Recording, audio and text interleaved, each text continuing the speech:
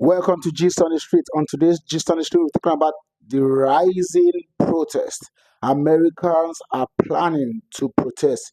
In fact, some are already protested.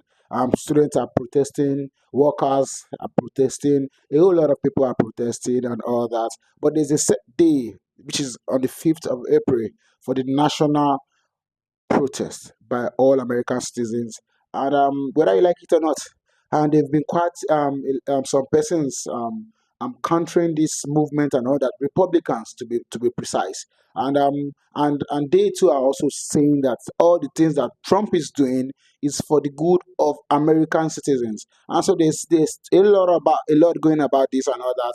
But we are here to bring you the reactions of different persons, individuals, and ideologies to this whole protest. So sit back and enjoy.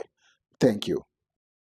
So let me get this straight. Donald Trump, Elon Musk, and Attorney General Pam Bondi want to go after people who are protesting at Tesla dealerships, labeling them as domestic terrorists and saying that they'll be arrested and deported, including the radical left people who are funding them. Yet the only instance of actual violence that has happened at a Tesla dealership is a MAGA Trump supporter who just drove his SUV into a crowd of peaceful protesters outside a Tesla dealership. According to reports, this Trump supporter drove his SUV into a crowd of senior citizens who were peacefully protesting at a Tesla dealership in Palm Beach, Florida. Now, fortunately, nobody was hurt or injured, but he did almost hit two women who were protesting. This is the United States of America that we currently live in. If you peacefully protest Tesla using your First Amendment rights, you will be labeled as a domestic terrorist. But if you drive your SUV into a crowd of people, as long as you support Trump, that's considered First Amendment right. Well,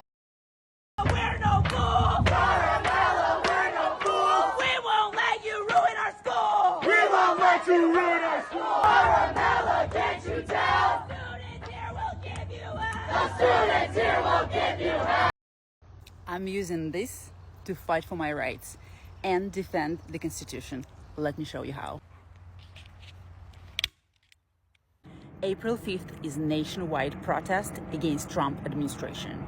I'm doing everything I can to get people out on the street. So do the same. Go and find out what time and where the protest is in your city. If you decide to distribute the flyers the way I do, make sure that you know the law of your city and your county. In Seattle, you are allowed to post flyers on utility poles and electrical poles. And so that's what I'm doing. And Seattle, baby, here I come. Boy, it's been an interesting 24 hours. About 250,000 of you guys watched the post I did yesterday about the April 5th march all over America protesting Trump. I have gotten so much hate mail. And a lot of this has been from people that have been buying my books for 20 years all over the country. And they are just nasty emails and messages and all kinds of things just in the last 24 hours because we're going to march. We want to march and stand up for our rights. But honestly, I've been writing about this for a long time, about the fear-based consciousness of the masses. And that's something that really is not that difficult to explain. The same people that follow a bully leader like Trump, who's just loud, obnoxious, and lies and all that, these are the same people that follow a bully when you're in grade school. They're terrified of the bully. They know he's wrong, but they'll follow him so they're safe, or they think they're safe. And because they're in a fear-based consciousness, and these are the same people that'll follow televangelists, for example. I think they know these televangelists, are living in $50 million houses and flying private jets, and they're absolutely, taking advantage of people, without any question, but they'll follow them anyway, and they'll follow them blindly. People like Dave Ramsey, for example, is another example on the financial sector. Here's a guy that knows very little about money, and he doles out wholesale advice, which you never do as a financial expert, and which he's not. And people believe him. And he of course, where he got his people, the church. And so, because he's a church person, so to speak, or supposedly, they follow him. And these are the people that read the National Enquirer. These are the people that watch Fox News 24 hours a day. You know, it's the masses that are fear-based that hang on to these strong men or these people that they think are going to lead them to the promised land, whether it's money, like a Dave Ramsey, or it's Trump and his we're America first and every other country's terrible. Even our best friends are terrible human beings and all this. And they think that's a good thing. You know, this is fear. This is the result of a fear-based consciousness. Again, I've written whole books about this years ago, and it's really sad because they will follow until the end.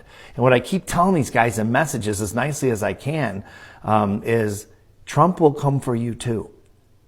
Make no mistake, he's not your friend. I've known this guy for almost 30 years. He's no one's friend. He's no one's friend. Zero. He will sell his kids out. And you think I'm kidding? I'm really not. He really will do that. And so, you know, one of the things that his ultimate goal, of course, is free speech. You see what he's doing right now. He's suing judges. He wants to impeach the judges. He's suing the law firms that actually went after him when he broke the law multiple times last time he was president.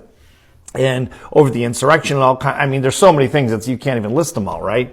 So he's trying to sue them to get to the point where no lawyer will be able to, you know, to represent anyone, will never be able to fight back. Okay, he wants that. And ultimately free speech. That's ultimately what he wants, because if you can control the speech of the country, you control the country, right? He wants to be dictator. He wants to be Putin. Putin is his hero, and he wants to do that. And the fear-based masses, again, they will follow him until they fall over the cliff. The crazy thing about it is these are not bad people.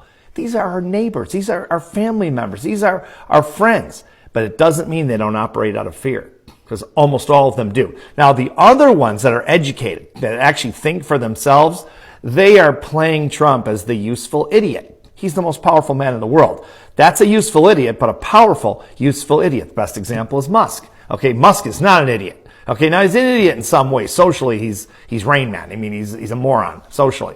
But you know, obviously he's got some genius in him and all that. He knows Trump is his ticket to being the most powerful man in the world. He's manipulating a useful idiot. And so is Steve Bannon, so is Steve Miller, so are a lot of people in the GOP. Now, the rest of them are cowards. They're just terrified of the bully, and they don't want to upset the bully because the bully will put them out of office. But there are a fair amount of them that are smart, and those are the scary ones. You know, Vance is sort of in the middle between a coward and someone who might be able to be dangerous, but this is why we have to stand up. And honestly, we're standing up for them too. We're actually standing up for the MAGAs too, who don't know enough. They're not educated enough. They're not informed enough. And honestly, they're too fear-based to stand up for themselves. They're going to stand behind this coward until he burns them too. You know, think about it. Free speech is on the way out. Look at what's happened to Bill Maher. I've been following Bill Maher, the comedian, political, you know, pundit. I've been following that guy for 25 years. I've seen him live a bunch of times. Look at what's happened to him. All of a sudden, he's going toward the middle. He's terrified. He knows Trump very well, and Trump hates Bill Maher, okay? He knows he'll put him in jail eventually. Bill Maher is softening. What happened to Joe Scarborough on MSNBC? Okay, he's a coward anyway. I've always thought he was a coward. But you know, what did he do when Trump won? He went right down to Mar-a-Lago to kiss the ring. He's terrified. He knows Trump will come after him because Trump hates him too. So he goes down there and kisses the ring. And we've seen this with other people, not all the press, okay? But watch how Trump vilifies the press at the same time, right? They're all terrible. The only ones that are good when they agree with Trump, of course, is Fox News and the far, far right, ridiculous, you know, just liars is what they are. They're the National Enquirer, basically. As long as they make daddy happy, then Trump will back Fox News and the rest of the far righters. Look what happened to Chris Cuomo. We've seen quite a lot of reactions from people. People are talking about this protest. Students are beginning to stand up and protest against this present administration, and a lot is going on. So, what do you think about it? Do you think that Americans do need to protest? Which side are you on? We'd like to hear from you. Your comments below makes a lot of sense to us. Thank you so much. See you soon.